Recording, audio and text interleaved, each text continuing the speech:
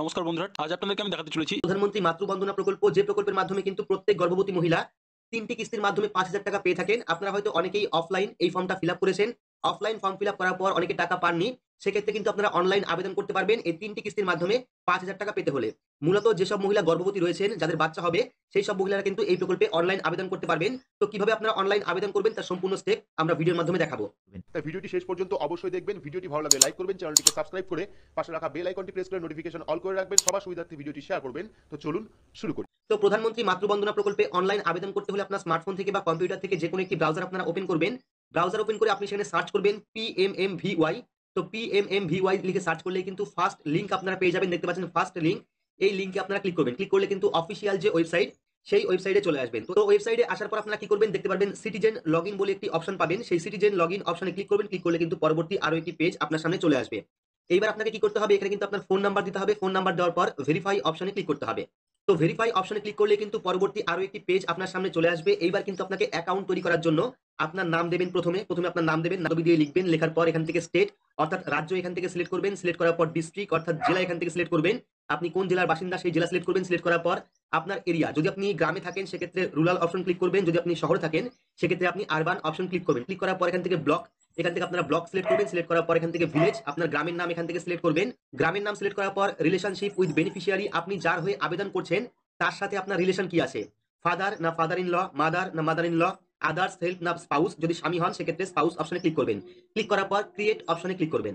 তো ক্রিয়েট অপশনে ক্লিক করলে দেখতে পাচ্ছেন your account has been created successfully, please log in again. এবার কিন্তু আপনাকে লগ ইন করতে হবে। আপনি যে ফোন নাম্বারটা দিয়ে অ্যাকাউন্ট তৈরি করলেন সেই ফোন নাম্বার আবারও এখানে দেবেন। দেওয়ার পর ভেরিফাই অপশনে ক্লিক করবেন। তো ভেরিফাই অপশনে ক্লিক করলে কিন্তু আপনি যে ফোন নাম্বারটি দিলেন সেই ফোন নাম্বারে একটি ওটিপি সেন্ড করবে। সেই ওটিপি এখানে বসাবেন। বসানোর পর এখানে যে ক্যাপচা কোডটা পাচ্ছেন সেই ক্যাপচা কোডটা ফিল করে ভ্যালিডেট অপশনে ক্লিক করবেন। তাহলে কিন্তু আপনার যে প্রোফাইল সেই প্রোফাইলটা ওপেন হয়ে যাবে। তো এখানে আপনারা দেখতে পাচ্ছেন আমাদের কিন্তু প্রোফাইলটা চলে এসেছে। প্রোফাইল চলে আসার পর উপরেই কিন্তু আপনাদের প্রোফাইলের নাম দেখতে পারবেন এবং বাঁ পাশে দেখতে পারবেন হোম, ডেটা এন্ট্রি, হেল্প এবং সাইন আউট। তো আপনারা কি করবেন, ডেটা এন্ট্রি অপশনে ক্লিক করবেন। ক্লিক করার পর বেনিফিশিয়ারি রেজিস্ট্রেশন যে অপশনটা পাচ্ছেন সেই বেনিফিশিয়ারি রেজিস্ট্রেশন অপশনে ক্লিক করবেন। ক্লিক করলে কিন্তু আপনার সামনে একটি ফর্ম ওপেন হয়ে যাবে। এই ফর্মটাই কিন্তু আপনাদের ফিল আপ করতে হবে প্রধানমন্ত্রী মাতৃবন্দনা প্রকল্পের টাকা পাওয়ার জন্য। তো এবার এখানে দেখতে পাচ্ছেন বেনিফিশিয়ারি রেজিস্ট্রেশন। তো এখানে কিন্তু আপনাদের ফর্মটা ফিল আপ করতে হবে। প্রথমে রয়েছে পার্সোনাল প্রোফাইল। তো এখানে প্রথমে রয়েছে যদি আপনি সেন্ট্রাল গভর্নমেন্ট বা স্টেট গভর্নমেন্টের কোনো কাজ করেন বা চাকরি করেন সেক্ষেত্রে ইয়েস অথবা নোতে ক্লিক করবেন। ক্লিক করার পর অ্যাপ্লাইং ফর, এবার কিন্তু ফার্স্ট চাইল্ড না সেকেন্ড গার্ল চাইল্ড সেটা আপনাকে সিলেক্ট করতে হবে। অর্থাৎ যদি আপনার প্রথম বাচ্চা হয় সেক্ষেত্রে আপনি ফার্স্ট চাইল্ড অপশনে ক্লিক করতে পারেন। যদি আপনার দ্বিতীয় সন্তান হয় সেক্ষেত্রে সেকেন্ড গার্ল চাইল্ড এই অপশনটি ক্লিক করতে পারেন। ক্লিক করার পর নাম্বার অফ লিভিং চিলড্রেন অর্থাৎ বর্তমানে আপনার কটা সন্তান রয়েছে ক্লিক করবেন। ক্লিক করার পর এখান থেকে আপনারা সিলেক্ট করবেন যে বর্তমানে আপনার কটা সন্তান রয়েছে। যদি আপনি প্রথমবার অ্যাপ্লাই করেন, যদি আপনার প্রথম বাচ্চা হয় সেক্ষেত্রে আপনি 0 অপশনে ক্লিক করবেন। ক্লিক করার পর দেখতে পাচ্ছেন যদি আপনার আধার কার্ড নাম্বার থাকে সেক্ষেত্রে আপনি ইয়েস অপশনে ক্লিক করবেন। যদি আপনার আধার কার্ড নাম্বার না থাকে সেক্ষেত্রে আপনি নো অপশনে ক্লিক করবেন। তো আধার কার্ড নাম্বার অবশ্যই দেবেন, সেক্ষেত্রে ইয়েস অপশনে ক্লিক করার পর আধার কার্ডে আপনার কোন নামটি রয়েছে সেই নামটি আপনারা নাম দিয়ে লিখবেন।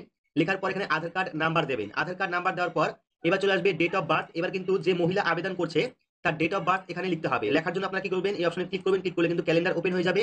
সেখান থেকে আপনার ডেট অফ বার্থটা সিলেক্ট করবেন। সিলেক্ট করার পর এখানে কিন্তু এজ অটোমেটিক্যালি চলে আসবে। যখন যখন আপনারা ডেট অফ বার্থ সিলেক্ট করবেন অটোমেটিক্যালি কিন্তু ডেট এখানে চলে আসবে। ডেট চলে আসার পর ক্যাটাগরি পেয়ে যাচ্ছেন।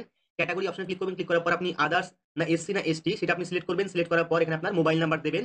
যে মোবাইল নাম্বারটা বর্তমানে চালু রয়েছে সেই মোবাইল নাম্বার দেবেন। দেওয়ার পর এলিজিবিলিটি প্রুফ, এবার কিন্তু আপনার একটি ডকুমেন্ট সিলেক্ট করতে হবে। তো ডকুমেন্ট অপশনে ক্লিক করবেন। ক্লিক করলে কিন্তু যাবতীয় ডকুমেন্ট এখানে চলে আসবে। নারেগা জব কার্ড হতে পারে, কিষাণ সম্মান নিধি প্রকল্প হতে পারে, বিপিএল রেশন কার্ড হতে পারে, প্রধানমন্ত্রী জন আরোগ্য কার্ড হতে পারে। সিলেক্ট করার পর যে ডকুমেন্ট আপনি সিলেক্ট করলেন সেই ডকুমেন্টের নাম্বার এখানে দেবেন।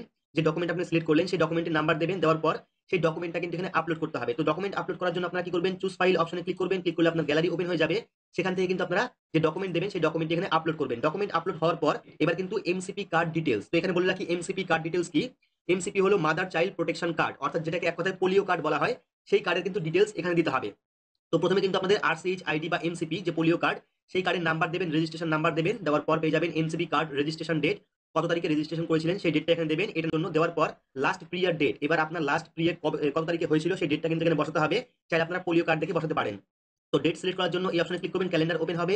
এখান থেকে আপনার লাস্ট যে পিরিয়ড হয়েছিল সেই পিরিয়ড ডেটটা এখানে সিলেক্ট করবেন। সিলেক্ট করার পর লাস্ট চেকআপ ডেট কি ছিল সেই চেকআপ ডেট এখানে লিখবেন। লেখার জন্য এখানে ক্লিক করবেন। ক্লিক করলে ক্যালেন্ডার ওপেন হবে। সেখান থেকে আপনার লাস্ট চেকআপ ডেট এখান থেকে সিলেক্ট করবেন। সিলেক্ট করার পর পরবর্তী অপশন আপনারা পেয়ে যাবেন। পরবর্তী অপশন পেয়ে যাবেন has the child has been born. যদি আপনার বাচ্চা জন্ম হয়ে থাকে সেক্ষেত্রে আপনি ইয়েস অথবা নো অপশনে ক্লিক করবেন। ক্লিক করার পর actual date of child birth, অর্থাৎ আপনার শিশুর জন্ম তারিখ কবে। এবার চলে আসবে প্রেজেন্ট অ্যাড্রেস। তো বর্তমানে আপনার অ্যাড্রেস কোনটা রয়েছে, প্রেজেন্ট অ্যাড্রেস কোনটা রয়েছে সেটা কিন্তু সিলেক্ট করতে হবে। রুরাল বা আরবান সিলেক্ট করবেন। সিলেক্ট করার পর আপনার ফুল যে অ্যাড্রেস বর্তমানে আপনি যেখানে রয়েছেন সেই ফুল অ্যাড্রেস এখানে লিখবেন। ফুল অ্যাড্রেস লেখার পর পেয়ে যাবেন স্টেট।